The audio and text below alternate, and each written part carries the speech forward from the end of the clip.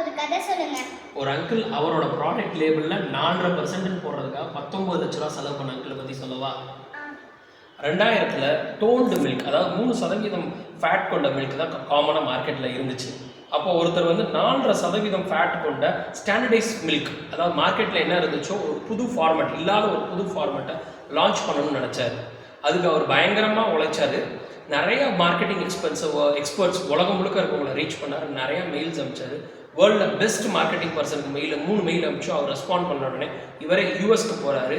அவரை கன்வின்ஸ் பண்ணி இந்தியாவுக்கு வர வச்சு அவரை வந்து அவரோட மார்க்கெட்டிங் டீமை வந்து கன்வின்ஸ் பண்ணி இதை என்ன பண்ணால் இந்த ப்ராடக்ட் வந்து ப்ராப்பராக ரீச் ஆகும் அப்படின்ட்டு கேட்கவும் ரொம்ப அழகாக வந்து அந்த மார்க்கெட்டிங் எக்ஸ்பர்ட் என்ன சொன்னார்னா 4.5% அந்த 4.5 பால் அப்படின்ற ஒரு பாயிண்ட்டை வந்து நீங்கள் பிச் பண்ணுங்கள், உங்கள் ப்ராடக்ட் சூப்பர் டூப்பராக ஹிட் ஆகுனாரு. இதை யோசித்தவர் வந்து ஹட்சன் ஆக்ரோ ப்ராடக்ட்ஸோட ஃபவுண்டர் சந்திரமோகன் சார்.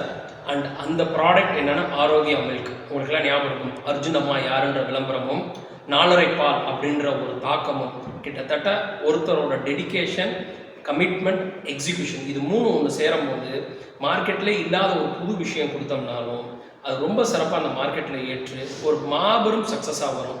ஸோ நீங்களும் அந்த மாதிரி முயற்சிங்க. வாழ்க வளமுடன், வளர்க வையகம் போற்று.